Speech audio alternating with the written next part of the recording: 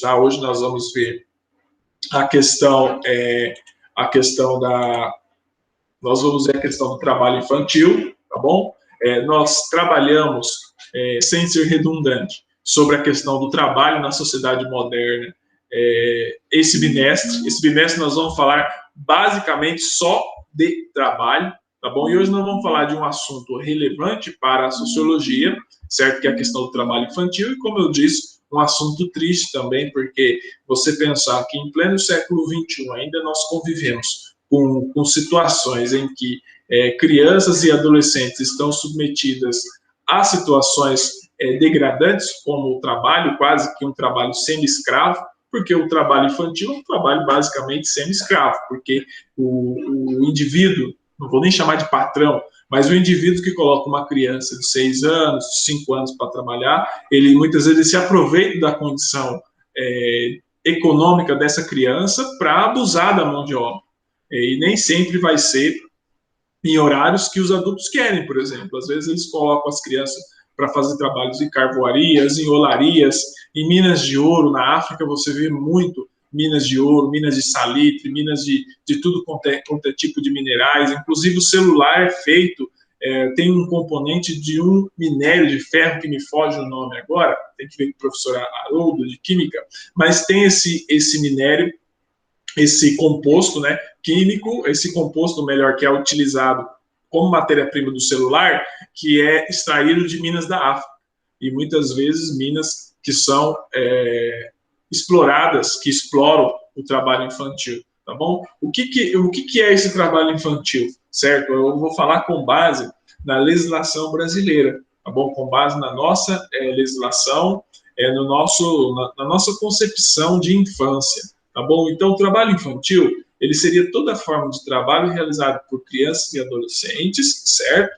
Abaixo da idade mínima permitida, que de acordo com a nossa legislação, com a legislação, esse trabalho infantil, ele é realizado por crianças e adolescentes de acordo com a legislação de cada país, tá bom? No Brasil, no caso, o trabalho, ele é proibido para quem ainda não completou 16 anos, como regra geral, tá? E quando é realizado na condição de menor aprendiz, ele é permitido a partir dos 14 anos, ou seja, é proibido você contratar um indivíduo ali com carteira, ou você empregar esse indivíduo que não tenha completado 16 anos ainda. Aí você fala, professor, por que criou-se uma legislação para proibir que indivíduos com menos de 16 anos sejam empregados no mercado de trabalho? Porque havia violação, porque havia exploração. Sempre que cria-se uma legislação, certo, para proibir certos abusos, para coibir certos abusos, é porque esses abusos ocorrem, tá? Nunca numa sociedade como a nossa, as autoridades criam leis se não tem necessidade, entendeu? Se caso não houvesse violação desse quesito, entendeu? E as pessoas não empregassem indivíduos considerados crianças e adolescentes, não haveria uma legislação. Seria quase que um consenso entre os indivíduos, entre os empregadores, e não precisaria dessa lei. Se precisou criar essa legislação, é porque havia abuso, é porque havia violação, certo? E essa questão do trabalho infantil, ela é tão sensível na história da humanidade que a própria Revolução Industrial, entendeu, que nós estudamos ao longo desse bimestre como um apoio importantíssimo para entender o trabalho na sociedade moderna, a Revolução Industrial, ela usou no seu começo largamente do trabalho infantil. Por exemplo, no começo da Revolução Industrial, como vocês sabem, eu expliquei, a Revolução Industrial ela começa na Inglaterra, no século XVIII, e era comum encontrar crianças trabalhando em jornadas que poderiam chegar até 18 horas por dia.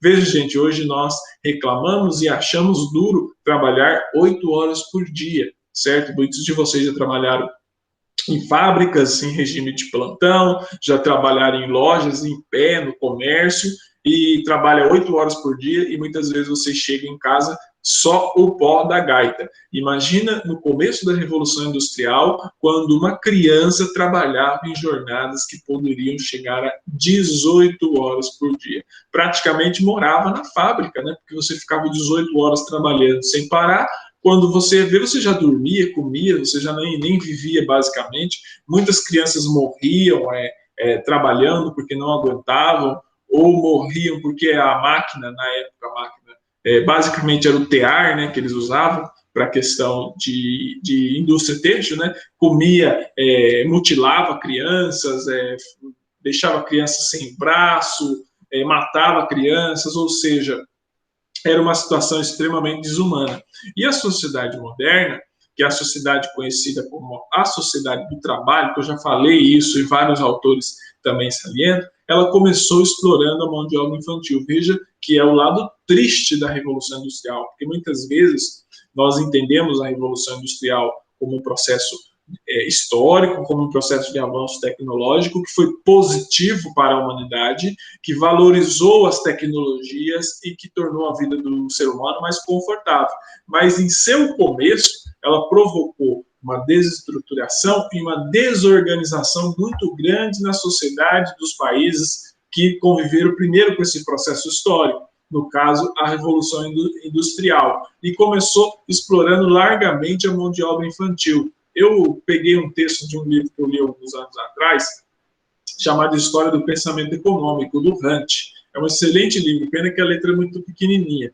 E eu fui lá nesse livro e tirei um trecho para mostrar para vocês, que eu vou ler para vocês, que o autor fala como que era a situação das crianças. Ó. Ele falava o seguinte, ó, as crianças estavam ligadas às fábricas por contratos de aprendizado. Tá bom? Isso ele está falando na Inglaterra do século XVIII, na primeira fase da Revolução Industrial, tá bom? Com duração de 7 anos até atingirem 21 anos de idade, ou seja, você estava ligado a um contrato de aprendizagem em que você só ia se livrar aos 21 anos. Isso se você chegasse inteiro, se você chegasse vivo a essa idade de 21 anos, ou seja, era um regime de servidão, né, eu não vou dizer que é um regime de escravidão, porque escravidão é outra coisa, mas era um regime de servidão, praticamente uma pena que você pagava, uma pena de, às vezes, hoje em dia, nos presídios, a situação é até mais confortável do que, basicamente, nas fábricas daquele período histórico.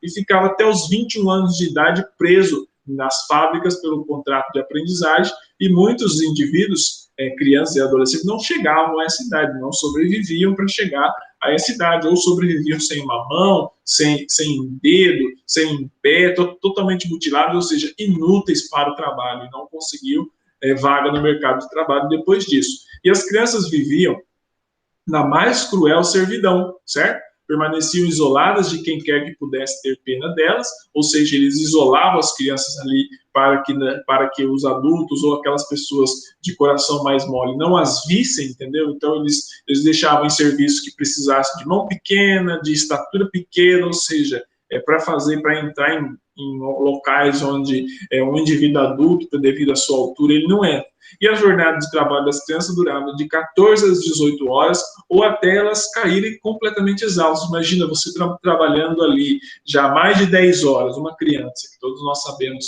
que as crianças e os adolescentes, eles precisam dormir mais, certo? Eles precisam dormir mais porque estão em fase de crescimento. Aí você está ali no sono, você privado do seu sono, isso pode afetar a sua saúde, pode afetar o seu crescimento. Isso daí já tem estudos que indicam, certo, que o indivíduo, quando ele passa da fase infância e adolescente, ele é mal alimentado, ele não dorme bem, ele não tem assistência à saúde, ele acaba até tendo o seu crescimento cognitivo, certo, afetado. Entendeu? Você vê que pessoas que foram mal alimentadas na infância, que passaram grandes privações, elas têm grandes dificuldades de aprendizagem. Isso daí não é uma coincidência. Eu, como professor, e vários outros colegas como professores já passaram por situações parecidas, já vivenciaram isso daí, que a falta de alimento na infância, a falta de cuidado, mas nesse período histórico eles procuraram disfarçar. E no caso das crianças que trabalhavam, não eram as crianças os filhos dos ricos, tá? Não eram os filhos dos industriais que trabalhavam ali, não eram os filhos dos nobres, eram os filhos dos camponeses desterrados das suas terras e dos proletariados, ou seja, dos próprios operários da fábrica ali, os filhos deles que eram servidos ou que serviam nesse regime de servidão cruel em relação as fábricas, ou seja, extremamente complicado. Aí você fala, professor, mas esse período já passou, é século XVIII, hoje nós vivemos no século XXI, já passou ao XIX e o XX, passaram-se 2 séculos e nós já estamos no XXI. E essa situação das crianças hoje, como fica? Aí você fala, mas professor, no começo você falou das legislações que eles criaram, certo? Das legislações que foram criadas para proteger a criança, para proteger o adolescente. Hoje você tem, inclusive, Estatuto da Criança e do Adolescente, você tem tratados internacionais que proíbem o trabalho infantil. Entretanto, apesar de tudo isso, o trabalho infantil acontece. O trabalho infantil ainda é uma realidade em muitos países. E eu vou explicar para vocês o porquê, certo? Que é uma estrutura complicada, que é algo difícil de ser erradicado. Por exemplo, no século XX, o trabalho infantil ele começou a ser questionado, sobretudo após a Primeira Guerra Mundial, certo? Vocês lembram que, a partir da década de 1930, criou-se várias legislações trabalhistas que melhoraram para os trabalhadores, mas que também proibiam a mão de obra infantil, certo? Na maioria desses países que eram industrializados, que eu estou falando dos países já industrializados no século XX, no começo do século XX, eu estou falando basicamente de Europa e Estados Unidos, tá? Eles foram criando legislações em que proibia-se o uso da mão de obra infantil, certo? O que foi acontecendo, então, nesse processo histórico? O uso da mão de obra infantil foi sendo transferida, ou continuou sendo uma realidade, nos países pobres, nos países periféricos, certo? Infelizmente, o uso da mão de obra infantil ainda é comum nos ditos países subdesenvolvidos, mesmo aqui no Brasil, por exemplo, certo? Sobretudo em atividades como mineração, olaria e carvoaria, certo? Eu mostrei essas 3 fotos aqui para vocês, para que vocês vejam que é uma carvoaria, aqui uma mineração, provavelmente na África, e aqui uma olaria, ou seja, olaria é aquilo que se faz tijolo, certo? Você utiliza a mão de uma criança, veja que o tijolo aqui ocupa praticamente o comprimento inteiro desse menino aqui, certo? E o outro está carregando um carrinho adequado ao seu tamanho, certo? De 2 tijolos. E aqui atrás você vê adultos trabalhando junto com crianças. E aqui provavelmente deve ser no Brasil, se não for no Brasil, acontece no Brasil, que é a questão da carvoaria. Muitas vezes você está lá fazendo o seu churrasco na sua casa, muito numa boa lá, assando sua linguiça, sua picanha, colchão mole, patinho, ou fazendo um Gengis Khan, e você nem imagina que aquele carvão que você está queimando, ele foi produzido com base em mão de obra infantil.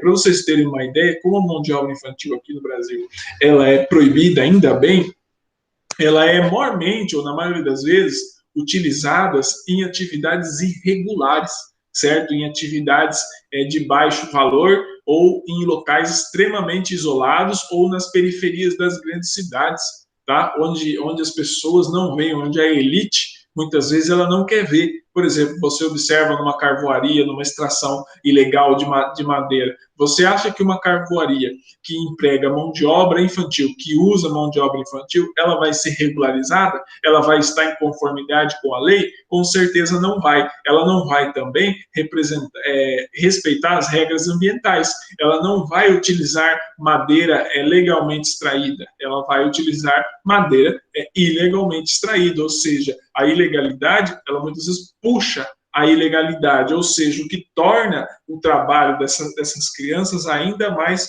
perigoso. Se você for ver em países, por exemplo, como a Colômbia passou por um período de muito problema com o narcotráfico, muitos de vocês sabem, de guerrilha. A guerrilha ela era financiada pelo narcotráfico, e o narcotráfico sempre utilizou mão de obra infantil. Você não apenas lá, mas também aqui, você vê que nas periferias das grandes cidades em que o narcotráfico ele manda, não é só nas periferias das grandes cidades, mas também das cidades médias, o narcotráfico usa bastante a mão de obra infantil, certo? Porque o adolescente ele é submetido pelas leis brasileiras a um regime de punição diferenciado, tá? Que é o Estatuto da Criança e do Adolescente, e que muita gente considera mais brando. Ele não cumpre como um adulto.